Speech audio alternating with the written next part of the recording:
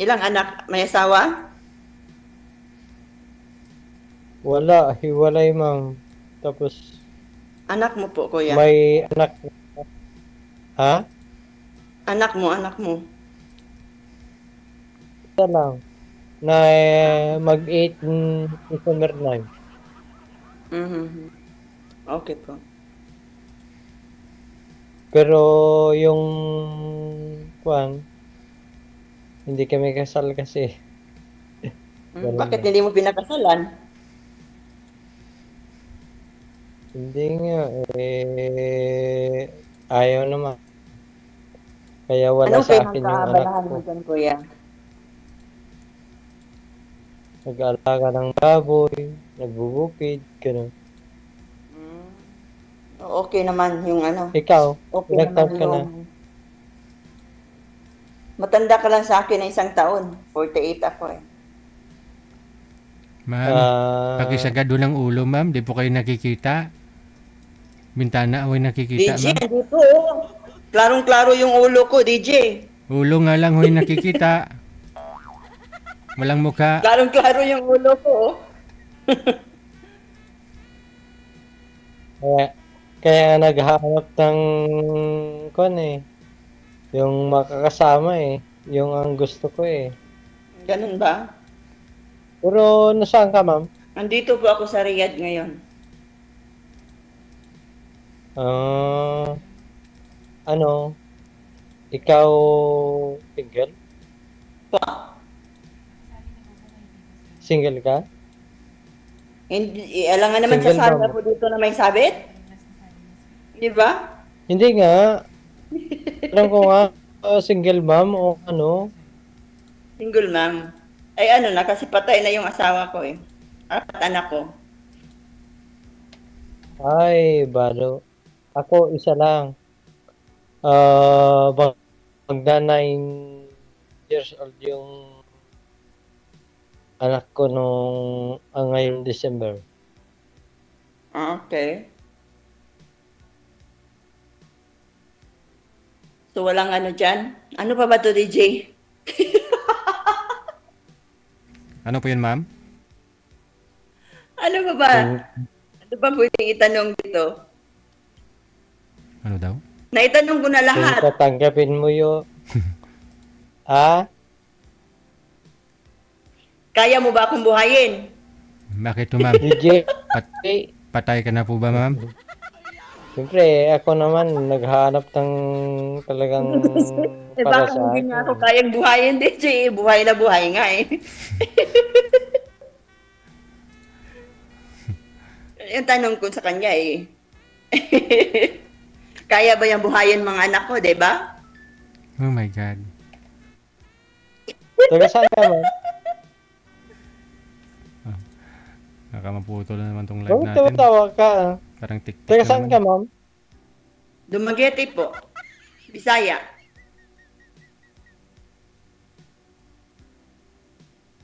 Anong province? Dumaguete nga, Dumaguete. Negros Oriental. Ah, City of the Gentle okay. People. Sana all.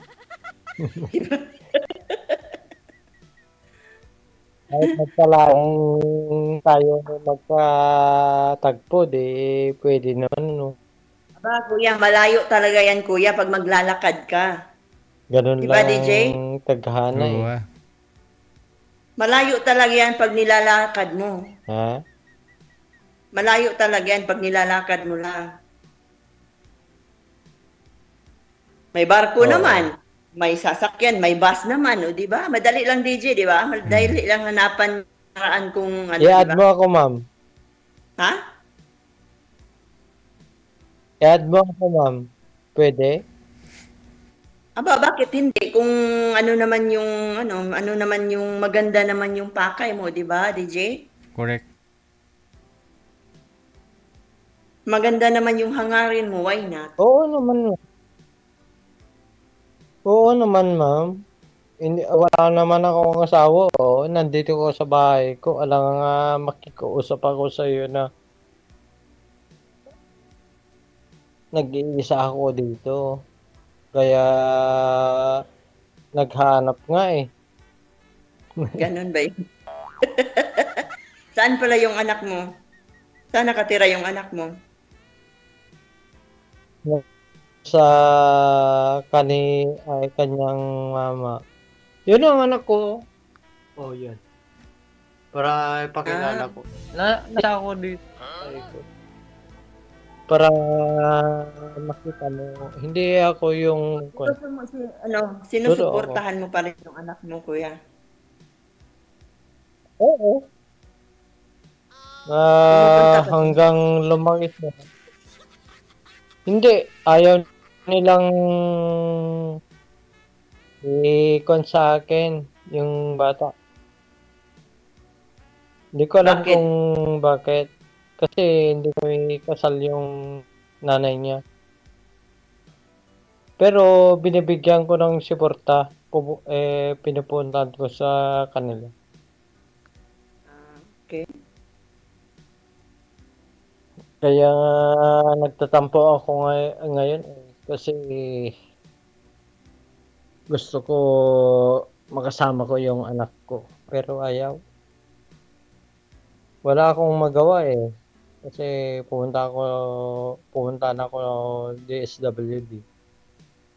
Hindi pwede daw na pilitin ko na kunin yung anak ko kasi hindi kami kasal. Pwede mo naman yun hiramin. Pwede mo naman yun hiramin yung anak mo eh. Pag may stable ka na, pag may stable income ka, may stable ka na trabaho, pwede mo naman yun ipaglalaban sa DSWD. Kung may asawa naman yung babae, pwede mo. Wala pang kasama. Hindi ko pa na. Baka kayo pa talaga itinadhana. Ha? May pagkakataon pa. Hindi mo lang ipinaglaban. Wala. Kailangan talaga sa relasyon wala na kami mo para mabuo. Di ba, DJ? Hindi nga Bot sa langaw. hindi nga pwedeng paglaban yun. Kasi ipaglalaban ko lang yung anak ko.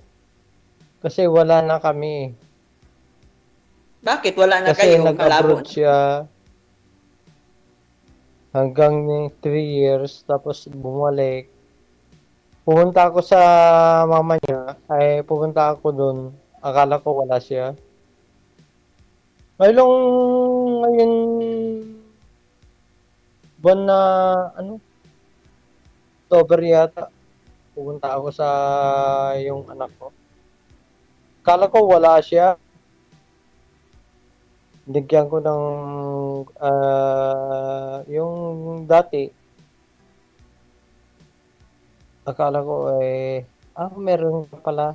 Ganun yung sinabi ko. Hindi nag-con yun. Nag-react yung babae. Sabi ko, yun. Sabi ko, wala na talaga. Wala na kami. Yung kinakasama. Kaya nag-decision na ako na wala na. Wala nga daw, ma'am. Walang kinakasama. Okay. Ganun lang. So baka sila pa din, baka sila yung itinadhana talaga ng panahon. Hindi, wala. Panahon lang yung Yun nga po, in-explain nga ni Sir, in-explain nga po niya. Wala na nga daw eh. Yung ako lang talaga. yung supportan ko siya hanggang lumaki. Ano po yung malaking rason ni Mrs. mo, Sir? Ba't ayaw niya na sa'yo? Hello, DJ. Po? Pwede ba yun?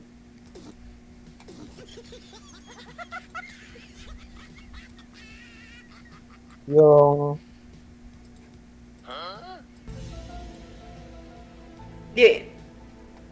Pwede ba yun, DJ? Walang rason, hihiwalay lang? Baka mamugbog ka. My God.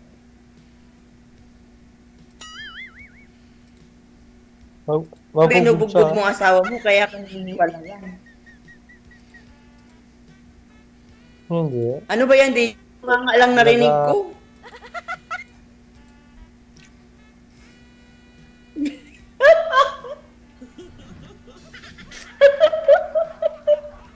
Ano yun? Sige, tawa ka ng tawa. Hindi, bunganga mo lang kasi ang gumagano, no? Tapos hindi ko narinig yung boses mo. Oh, Alangan, iiyak ako dito.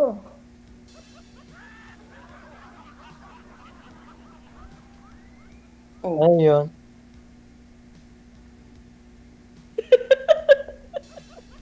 DJ, ano ba?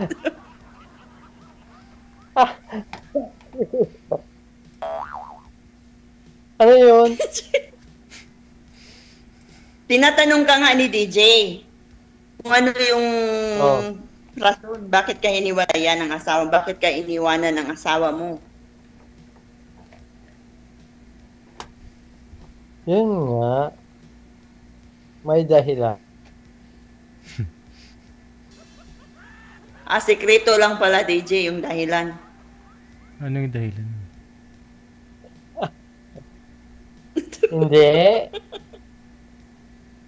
Mahirap naman na sabihin ko na kwan. Kaya ngayon nga, Talagang sabi ko, totoo baka naman yung sinasabi ko. Ha?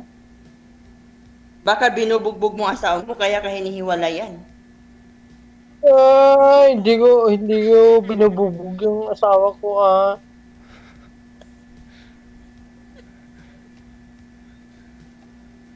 Di ba, hihiwalay lang yung babae pag walang rason.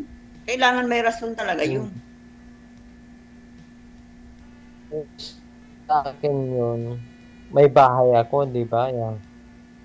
Dito sa amin, nag-aalaga ko ng baboy.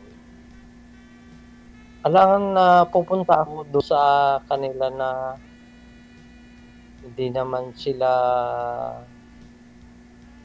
yung lupa. Tapos hindi naman sila bahay yung pupuntahan ko. Ako may bahay ako, may lupa. Tapos akong baboy. Alangan nga pupunta ako doon. Ang gusto ko dito sa manirahan, siyempre, di kami kasal yung babae. Nga pupunta ako doon. Yun ang dahilan. Nga pupunta ako doon. Wala naman akong bahay doon. Makititira ako sa bahay nila. Hindi Tapos yung lupa nila, hindi naman sa kanila. Akin, tignan mo dito sa bahay ko to. Oh. Ayaw ko naman na makitira ako sa Biyanan mo. hindi naman bahay.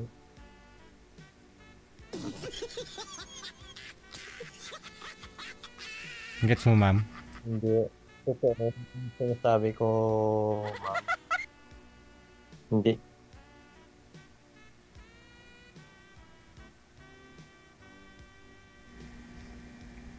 Lasing lang yung kausap ko, DJ. Hindi naamoy mo pa ba? Hindi naman eh. Hindi umiinom yan. Mabait ho yan mula nung araw.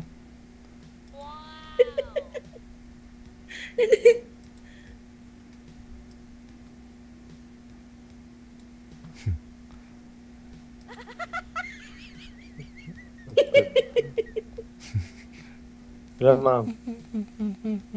Hello po.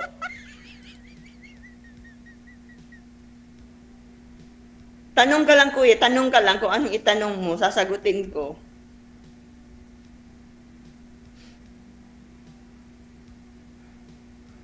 Ha?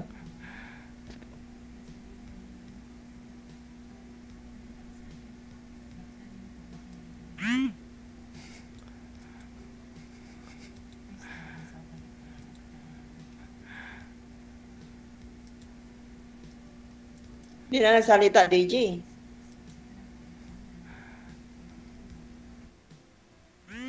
Hello, DJ. Mhm.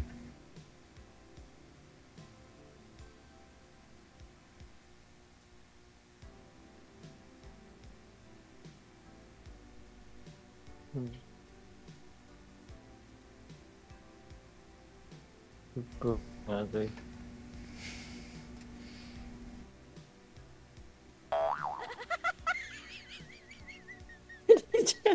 Ano ba, malayo ba ang oras, DJ? Hindi, may, Wala nag, na, hindi na minsan magsalita. hindi, may tumawag yata sa kanya. Hmm? May tumawag yata kay sir.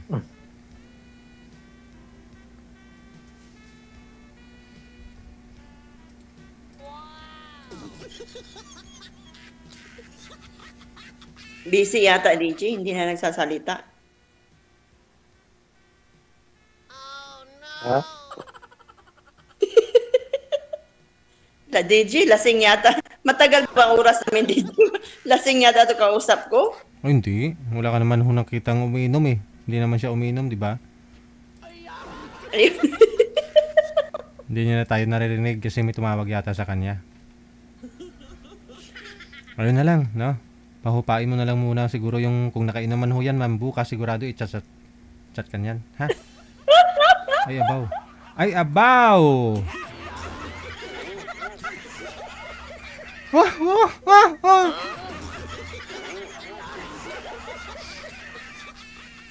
I-chat mo na lang siya bukas, ma'am, ha? Oh, sige, DJ. Sige, salamat. Okay. Bye. Bye-bye.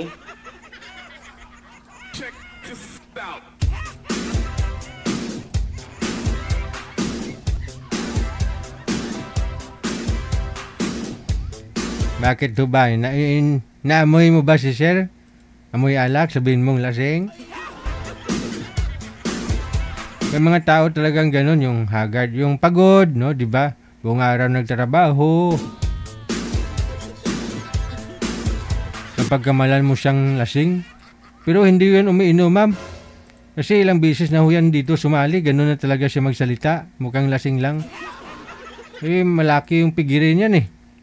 Nasa 3,000 yung mahigit yung babuyan yan. Oh. Ikaw ba naman pakain kasi sabihin mong 2 beses lang pakainin sa isang araw? Oh, hirap kaya nun.